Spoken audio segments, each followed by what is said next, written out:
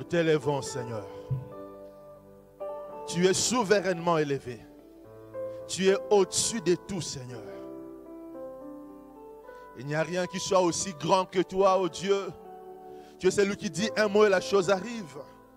Du néant, tu appelles les choses qui n'existaient pas comme si elles existaient.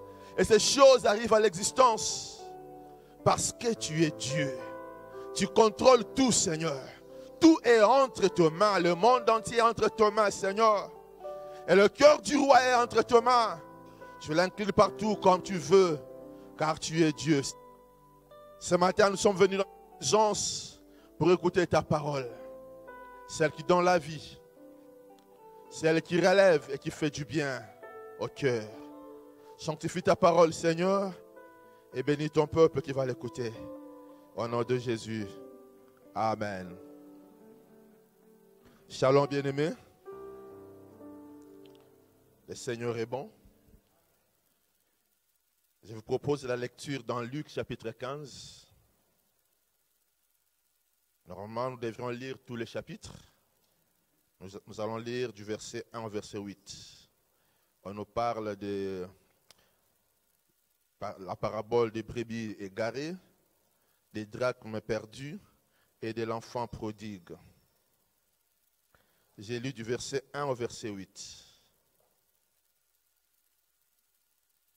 Tous les publicains et les gens de mauvaise vie s'approchaient de Jésus pour l'entendre. Et les pharisiens et les scribes murmuraient, disant,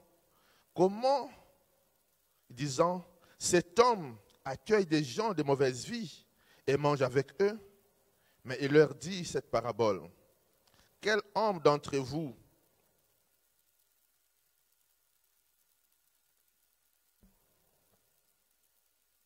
s'il a 100 brebis et qu'il en perde une, ne laisse les 99 autres dans le désert pour aller après celle qui est perdue, jusqu'à ce qu'il la retrouve. Lorsqu'il l'a retrouvée, il la met avec joie sur ses épaules. Et de retour à la maison, il appelle ses amis et ses voisins et leur dit, « Réjouissez-vous avec moi, car j'ai retrouvé la brebis qui était perdue. » De même, je vous l'ai dit, il y aura plus de joie dans le ciel pour un seul pécheur qui se répand, qui est pour 99 justes qui n'ont pas besoin de la repentance. Amen. Bien-aimés, il n'y a rien de merveilleux que d'écouter la parole de Dieu, que d'écouter la parole de Jésus. C'est elle qui donne l'espoir, c'est elle qui donne la vie, c'est la parole de Dieu qui sauve. Par le temps qui court, nous écoutons beaucoup de nouvelles. Nous écoutons des nouvelles qui nous viennent de l'Est, de partout. Des fois des nouvelles qui énervent, des nouvelles qui fatiguent, qui font fâcher, et des nouvelles des fois qui attristent aussi.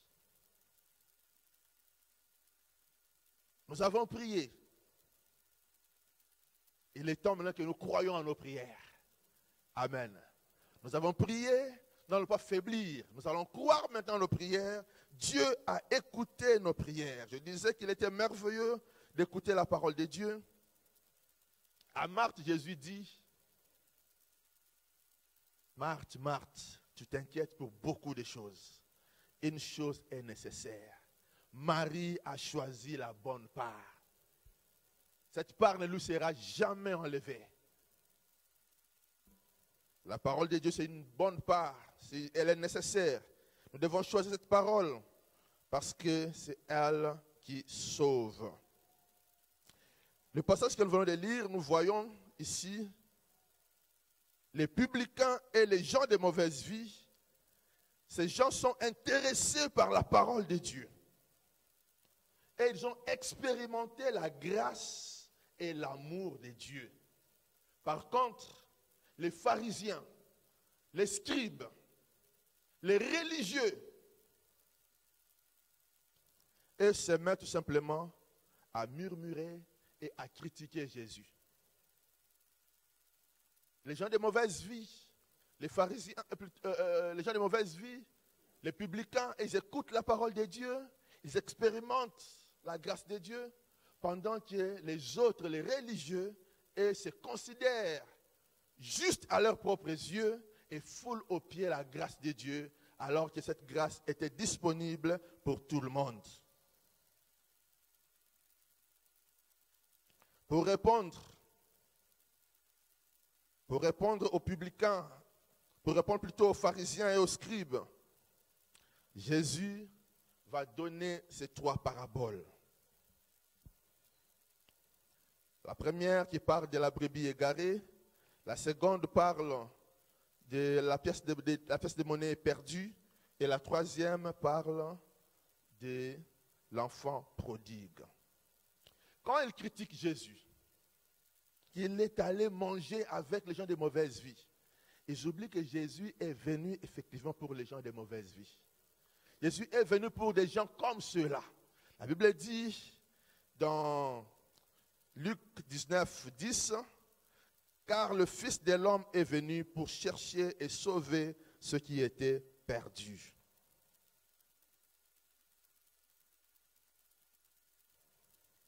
Ces 3 paraboles parlent de la même chose. Ils parlent de la joie que le Père retrouve après avoir sauvé, après avoir récupéré cette âme qui était égarée, qui était perdue. Et le Père est dans la joie. C'est la joie de Dieu.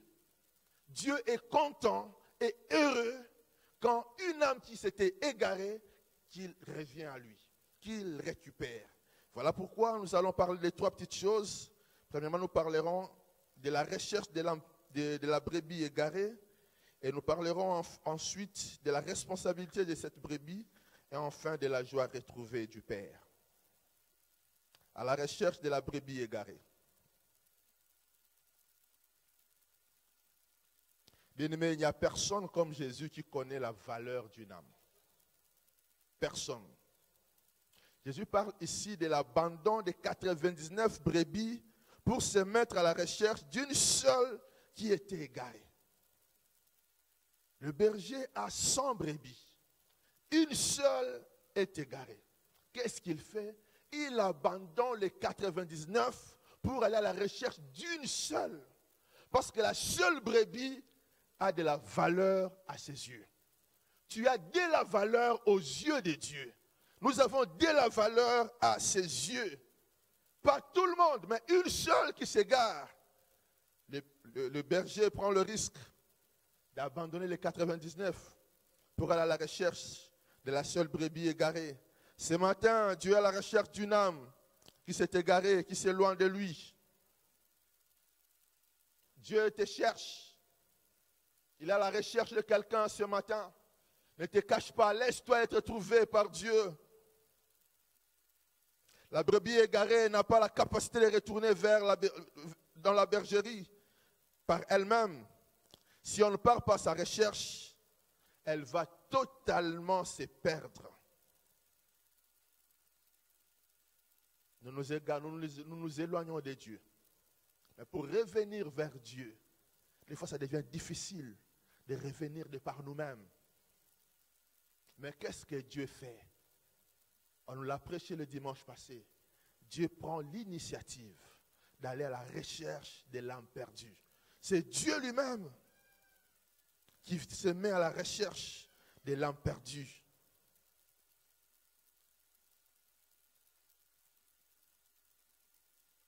La brebis ne peut pas revenir par elle-même. C'est comme la pièce perdue dans la deuxième parabole. Cette femme avait 10 pièces et une seule était perdue. Et la pièce ne pouvait pas dire à cette dame, « Je suis ici ». Non, elle ne peut pas dire. Et cette dame doit se donner la peine de rechercher cette pièce perdue. Qu'est-ce qu'elle fait? Elle allume les lampes. Elle se met à balayer la maison.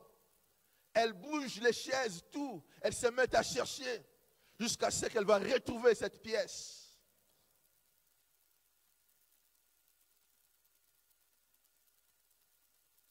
Alléluia. Nous sommes les brebis de Dieu et Jésus est notre berger. Le péché nous éloigne de Dieu et nous amène dans l'égarement.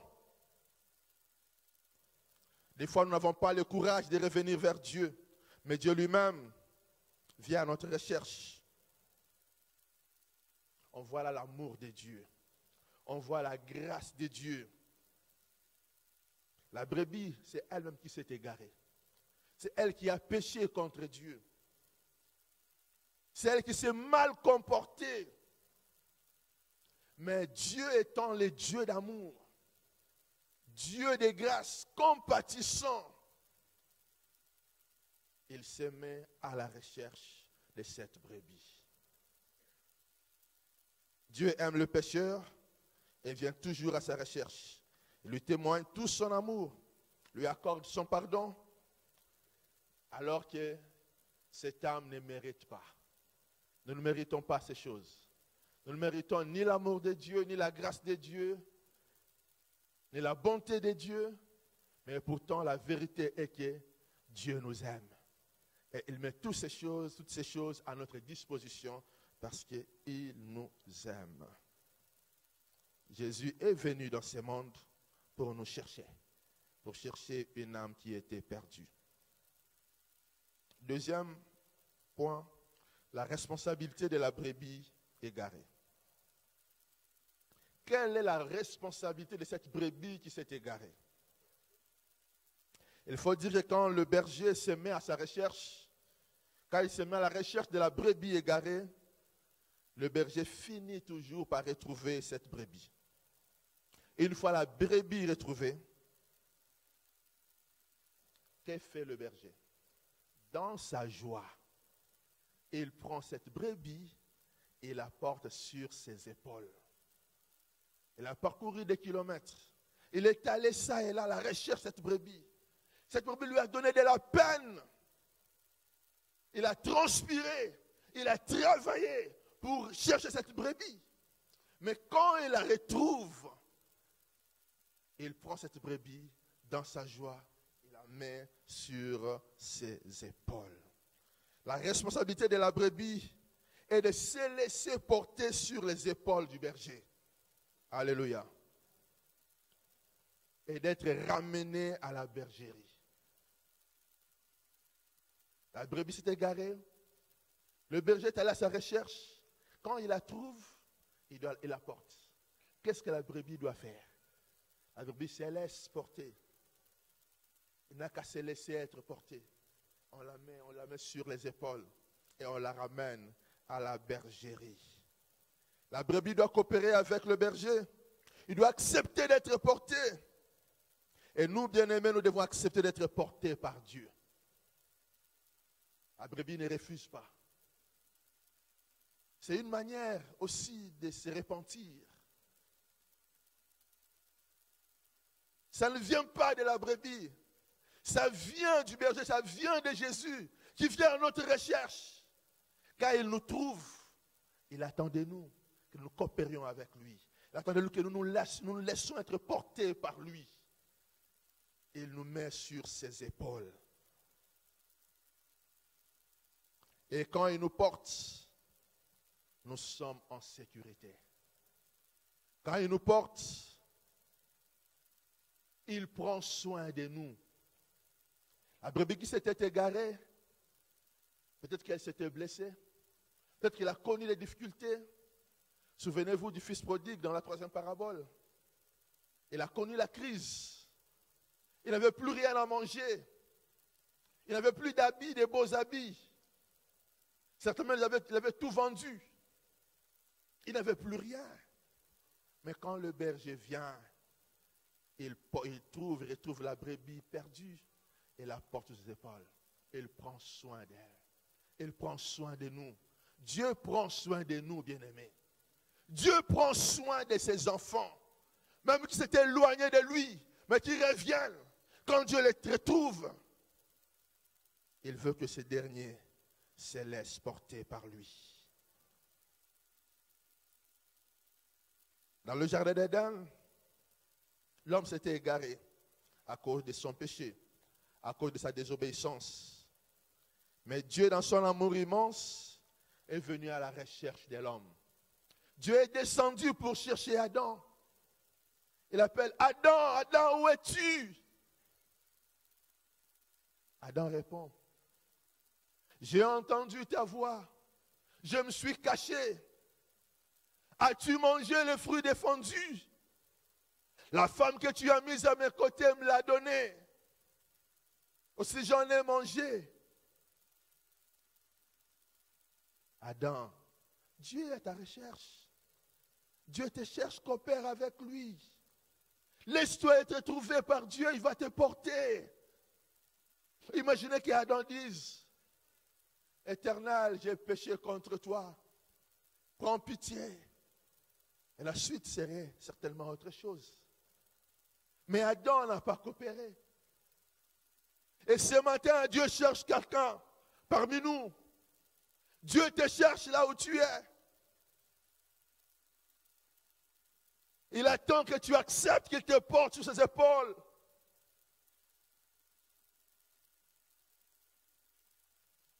Et quand tu entends sa voix, n'endurcis pas ton cœur. Reviens à Dieu. Reviens à lui. Des fois, c'est plus fort que toi. Mais tu peux t'appuyer sur la force de Dieu.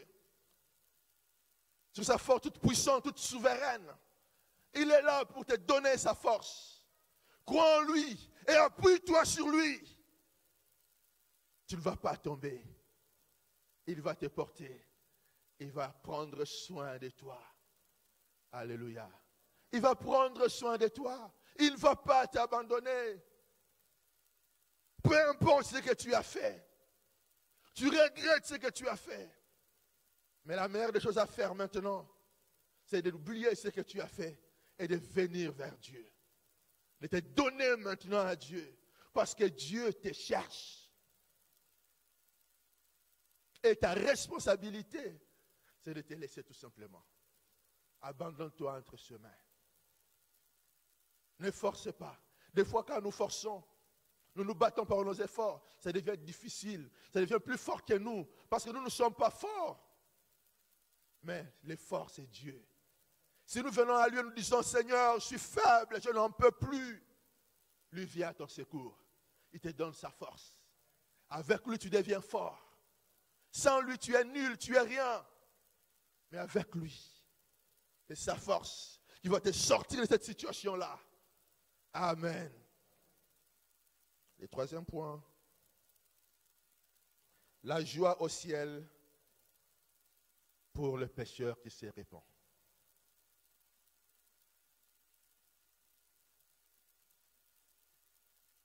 Quand le berger retrouve la brebis, vous savez, il ne la frappe pas. Il ne lui fait pas de remarques.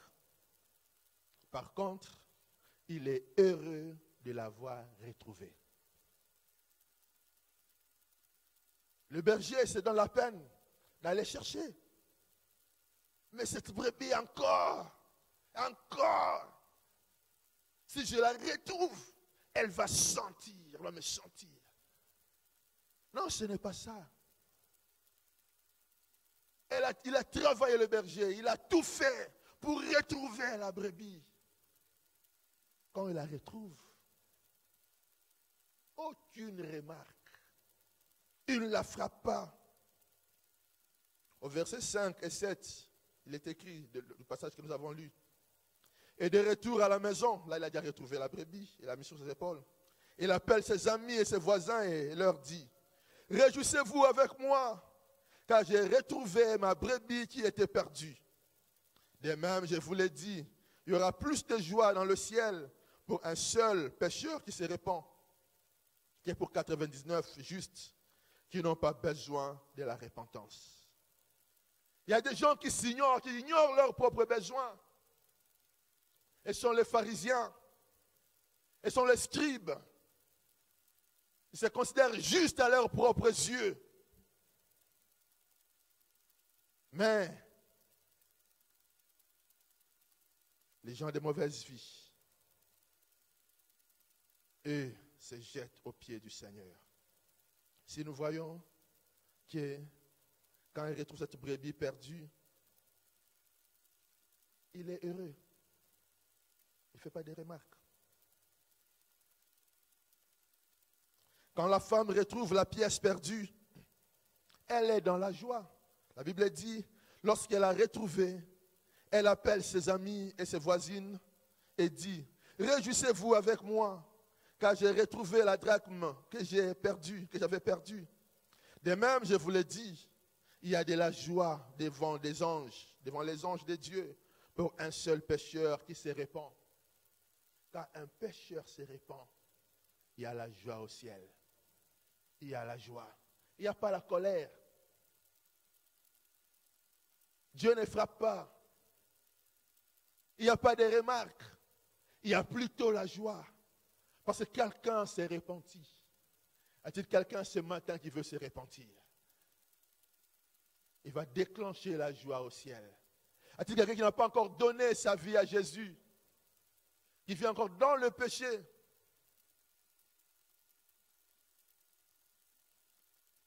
Si ce matin se répand, il y aura de la joie au ciel.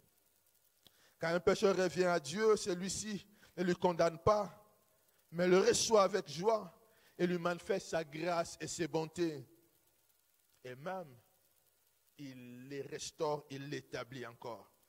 Si nous considérons la troisième parabole, celle du fils prodigue, quand il revient à la maison, après avoir pris le bien de son père, vous connaissez la parabole, ses fils a demandé la part de son héritage, du vivant de son père. C'est comme s'il voulait la mort de son père. Et il a pris sa part d'héritage. Il est parti dans un pays éloigné, dans un pays lointain. Il s'est égaré. Il est allé loin du père, loin de la maison. Et là-bas, il a dilapidé le bien de son père dans la prostitution. Il a fait ce qui n'était pas bien.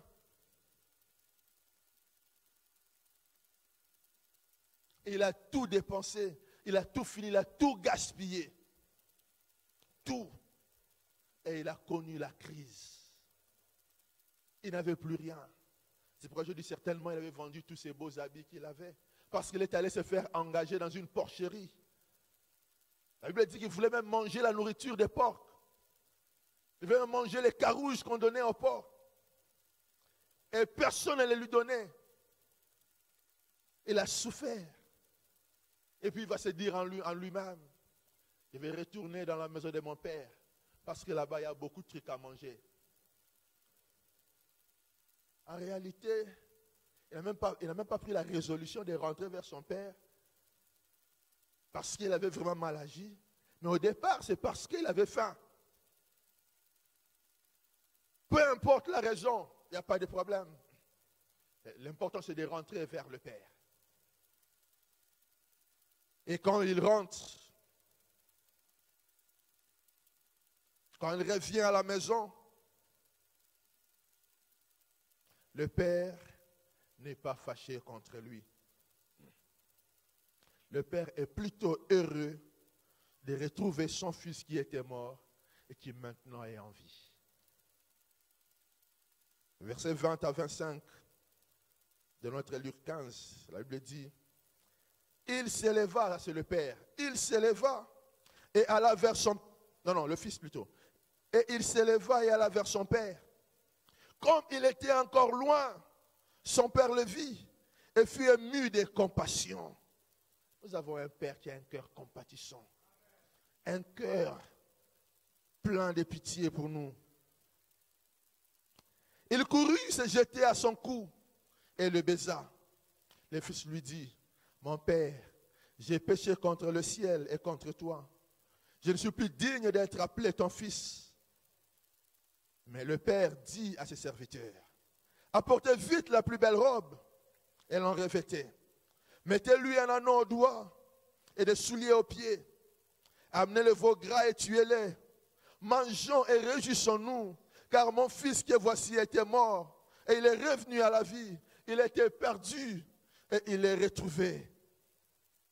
Et ils commencèrent à se réjouir. Quel père! Quel quel père? Avons-nous des pères comme ça? As-tu des pères comme ça? Ce qui serait normal était que quand le fils arrive, le père lui dit de loin, et lui dit, mais non, tu as tout gaspillé. Tu as pris la part de ton héritage. Tu n'as plus rien ici.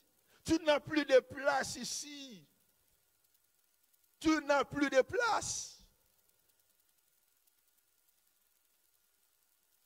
Mais le père ne lui a pas dit ça. Le père l'a vu de loin. C'est le père qui s'est mis à courir à la rencontre de son fils. Un fils, Kuluna, un fils qui a fait la honte, et tu te mets à courir. Et si jamais tu tombais? Regardez seulement la réaction de l'autre fils, le fils aîné. Quand il revient, lui, il réagit normalement. Il réagit normalement, il dit à son père,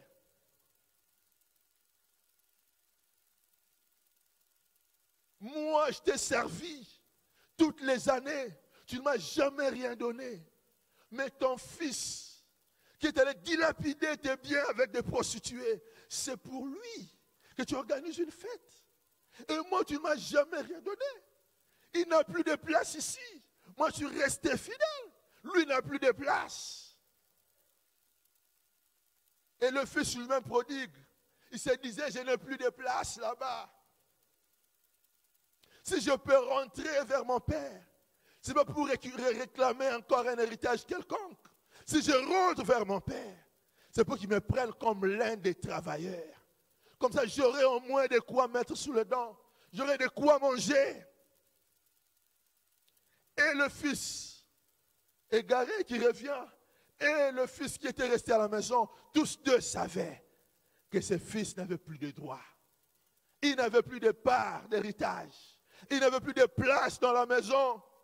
Mais le père, dans son cœur, un cœur de père, un cœur compatissant, il savait que ses fils avaient encore la place dans sa maison. Il savait que ses fils avaient encore ses droits, même s'il s'était égaré. L'important, c'est qu'il est revenu. S'il revient, il aura encore sa part. Et si tu reviens, tu as encore ta part. Ce matin, tu n'as qu'à revenir. Et le Père, depuis que tu es parti, il est toujours à la fenêtre en train de regarder, t'attendre de revenir. Et quand il te voit revenir, quand il te voit poser le premier pas, il en fait autant pour te rencontrer. Il vient à ta rencontre pour te chercher. Et quand le Père arrive, il embrasse son fils. Alléluia. Ah, ces fils qui sentaient mauvais. Mais le Père l'embrasse. Ces fils qui commencent à dire, Père, j'ai péché, je fais ceci, je fais cela. Le Père ne fait même pas cas de tout ce que cet homme est en train de dire. Qu'est-ce que le Père dit? Il leur donne qu'on prépare pour lui. Il leur donne qu'on lui donne une jolie robe, qu'on mette sur ses pieds des chaussures, qu'on lui mette, qu'on lui donne tout ce qu'il faut. Et il le reçoit dans la maison. Et le Père est heureux. Il organise une fête à son honneur. Parce que sa joie, c'est qu'il a retrouvé son fils qui était mort et qui est revenu à la vie. Quand nous nous éloignons, c'est comme si nous mourons. Mais quand nous revenons à Dieu, il nous redonne la vie. Et Dieu donne à nouveau la vie. La Bible dit, ils commencèrent à se réjouir. Alléluia. Pour terminer, bien-aimés, quand nous nous éloignons de Dieu à cause de notre désobéissance, à cause de notre péché, Dieu se met toujours à notre recherche. D'une manière ou d'une autre, il nous parle pour que nous revenions à lui. parce qu'il ne veut pas notre perte. Il nous aime tellement qu'il ne veut pas supporter nous voir ou voir notre malheur. Il est certes vrai que nous méritons le châtiment, nous méritons la punition, nous ne méritons pas l'amour de Dieu. Mais la vérité est que Dieu nous aime, quand bien même nous ne l'aimons pas vraiment. Normalement, je me pose la question, est-ce que j'aime vraiment Dieu? Quand tu regardes, tu poses un tel acte, tu dis, oh, est-ce que c'est vraiment moi? Est-ce que j'aime Dieu? Est-ce que nous aimons véritablement Dieu? C'est pour nous chercher que Jésus est venu dans ce monde. Jésus est venu mourir sur la croix pour me chercher, pour te chercher. La Bible dit que Dieu prouve son amour envers nous. On sait que lorsque nous étions encore des pécheurs, Christ est mort pour nous. Christ est mort pour nous pendant que nous étions pécheurs. Nous n'étions pas meilleurs. Il n'est pas venu mourir pour les meilleurs. Il est venu mourir pour les pécheurs, pour les sauver. Si tu t'estimes pécheur ce matin, tu estimes que tu es loin de Dieu, rassure-toi que sur la croix, Christ a payé pour toi. Tu peux revenir vers lui. Tu peux revenir à lui. Et quand tu reviens, Dieu ne va pas te condamner. Il ne va pas te faire des remarques. Il attend tout simplement que nous acceptions être portés sur les épaules, sur ses épaules. C'est Dieu lui-même qui veut nous porter. Quand nous revenons à lui, il va nous porter. Vous savez, quand nous avons parcouru des kilomètres en nous éloignant de lui, quand il nous recherche et qu'il nous retrouve, il ne va pas nous faire marcher les mêmes kilomètres. Il va plutôt nous porter. Il ne va pas nous donner des punitions. Il ne va pas nous dire de prier 50 fois telle prière. Non. À l'instant que nous revenons à lui, il nous reçoit avec ses deux bras ouverts. Il attend de nous que nous acceptions de monter sur ses épaules afin qu'il nous ramène dans la bergerie. Il attend de nous restaurer et de nous rétablir à nouveau. Alléluia. Quand tu reviens à Dieu, quand une âme est sauvée, la Bible dit, le Père est dans la joie. Ce matin, nous pouvons occasionner la joie au ciel si nous revenons à lui. Y a-t-il quelqu'un ce matin qui veut revenir à Dieu?